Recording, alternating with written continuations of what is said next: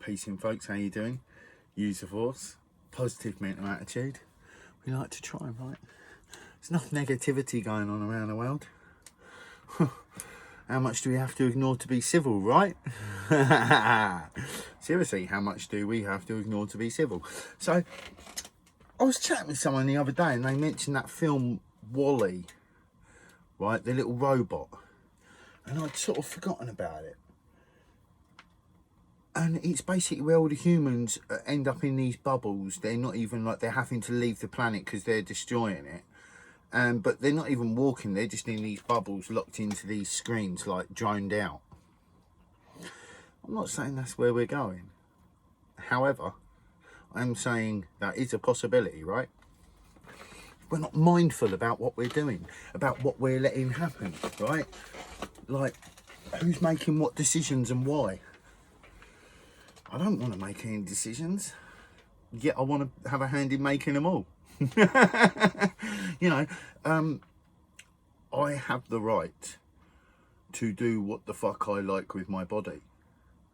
The only argument I can see for not being able to smoke marijuana, do shrooms, LSD, DMT, like, yeah, even you go to the heroines and the cocaines, it's down to me. I mean, we can put alcohol and tobacco in our body.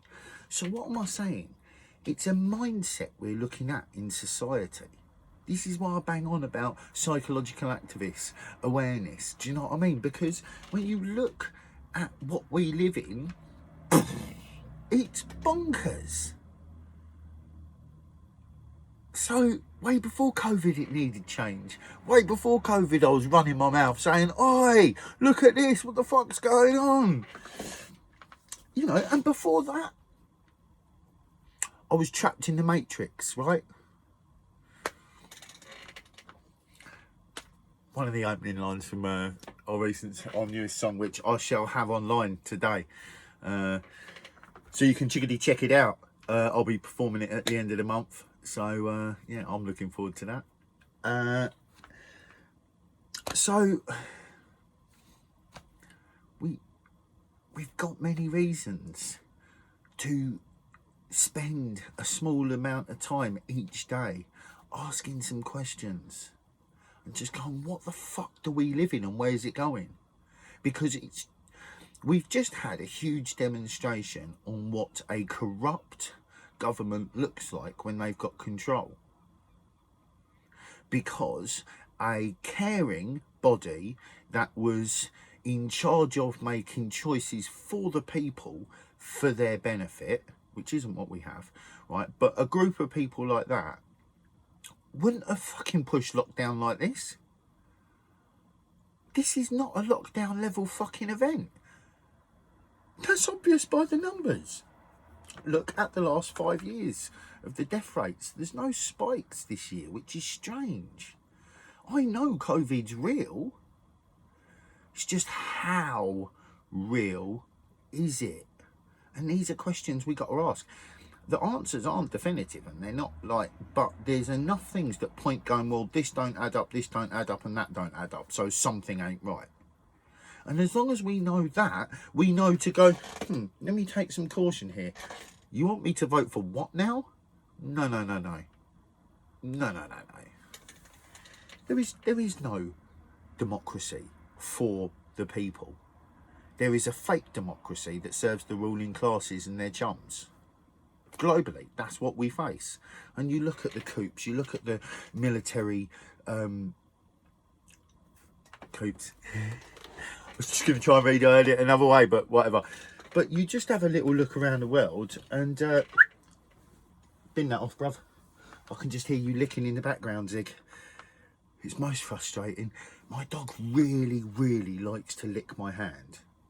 Right, not just my hand. He won't lick just anyone's hand, but he loves a good licky. I think he likes the salt from humans, right? I hate it. I can't stand it. I let the little bugger do it, right? Because I love him. And he likes to do it. And he'll drive down the road and he looks so cute though. He'll pop up like a little meerkat and then he'll just put his paw up in the air like almost enticing you in to rub his belly, like he knows for some reason humans actually like to rub dogs' bellies. Not sure dogs are that fussed about it, but when my hand gets in close and he's like, ha ha ha, I've gotcha, he'll then go in and grab me with his paws and start licking my hand. It's disgusting. Like, I've always been one of these people, I don't like things caught in between my hands. Like when I'm at work in the building trade, right? When I've been at work in the building trade and I've got my hands in amongst stuff, whatever you're in amongst it, doing it. But when I'm clean, I like to be and stay clean. And that dirty little bugger loves a lick and it's horrible, but I let him do it, right? I let him do it because, you know, this is what you do, isn't it? You know, sacrifice, right? So let's talk about sacrifice. Right, that little tangent's perfect, right? Because let's talk about sacrifice. What is sacrifice? Cutting the neck of a lamb for the gods? I don't ever think that was the way. I think that was a misguided thing that came after the, you know, 12,000 year ago fucking impact on Earth, and we lost our way. But I believe that true sacrifice comes from what you're prepared to sacrifice for yourself, not in the selfish, self-centered way, because I don't talk about that, right? But in the growing the self way. What do I actually have to sacrifice, like going out at the weekend, right? Now, if I'm just going out getting pissed every weekend, I'm not achieving a great deal. I know, because I've done it. And sure, you can do both. That's a lot of hard work. It's a lot of hard work. I've also done that for a period of time. I was getting wasted and I was on it like a car bonnet. But I'm veering away from the point I wanted to make, which is savage sacrifice. Thank you. Sacrificing something that you do and you want for something that you future want to be doing and having. We always have to do, there's always something we got to sacrifice now to achieve that future thing. And we all know this on many different levels, right? So I'm not being, you know, I'm trying to point things out that are useful, that we can take and we can use as tools for change, right? Whether they're mindsets, whether they're thought patterns, whether they're belief systems, whether they're theories, whatever it takes to open us up to change. And within that, sacrifice is going to have to come within any growth I've done, right? To get really good at music, I have to sacrifice a lot. Like, to really dedicate myself to the level I have been to achieve the outcome I want, I'm having to sacrifice most social time. I've got plenty of time, it's just in bits and bobs in here, and it's not very, I have to spend a lot of time in front of the speakers. I have to spend a lot of time there, so my ears know the rooms, my ears know the speakers, so my ears know what they're hearing, and I can analyse the sounds properly and get it all to sit right. I love it. I love it. It's worth the sacrifice, right? But in change, you have to sacrifice something, right? So the bigger the change, the bigger the sacrifice feels, right? It's not necessarily bigger, you know, and you can weigh up whether it's positive or negative, but if the end result is better for you in like just the sense of good and growth, then that naturally has a better effect on those around you. Not always and instantly, because sometimes you've got to go through some things that some other people might not be getting, and you've just got to do it. It'll benefit them afterwards. They might not get it, right? Because they might not be doing the work you're doing. But shit changes well quick. Like, most of us don't hang on to ill feeling or to any issues of like, what was, you know, people get offended easy, you just have to ignore it. I'm not into pandering around people to not offend them. I'm not going to go out of my way to offend anyone. I'm not like that. And I don't think anyone should be like that. But I think we should be strong with our kindness. And that's being prepared to go, excuse me, mate, you don't just push in to the queue and think you're hopping in front of everyone. There's 10 people behind me and I'm behind 8 people.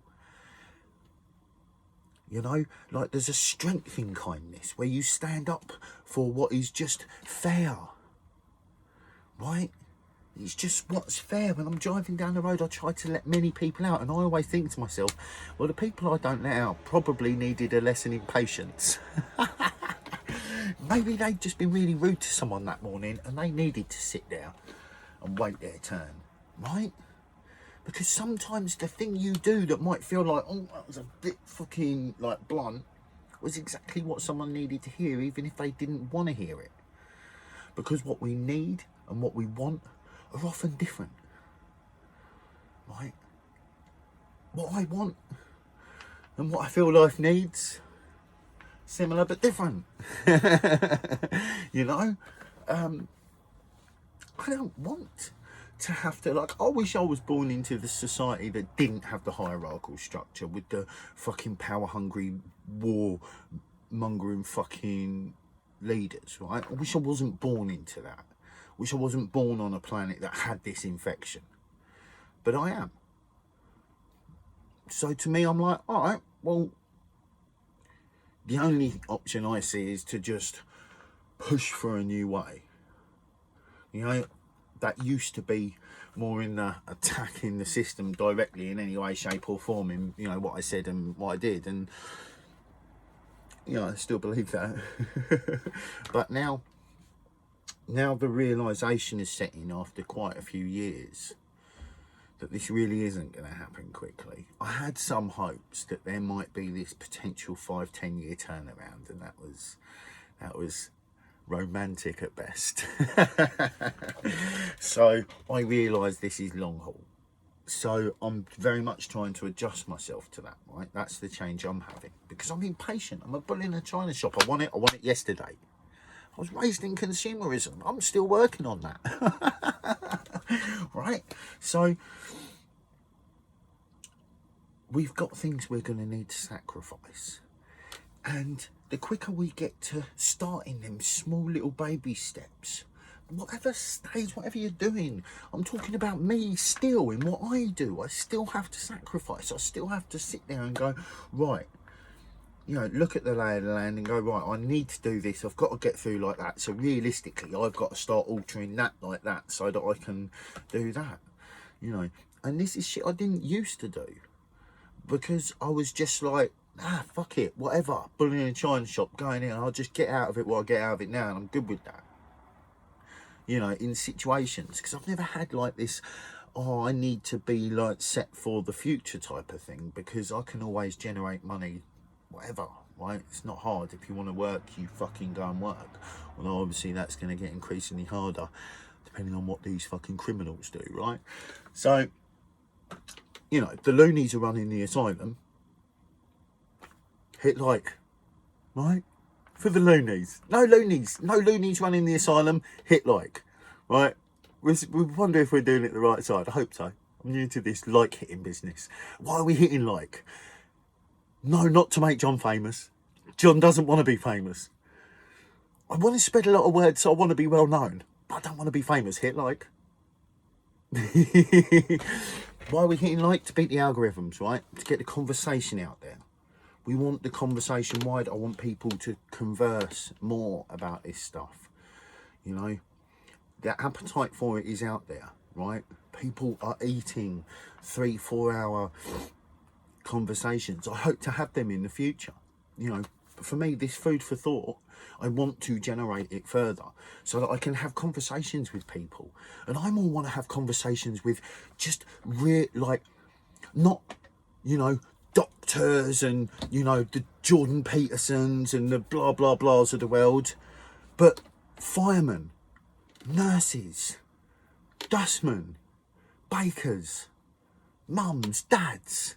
We're up on that time. Hit like, use the force.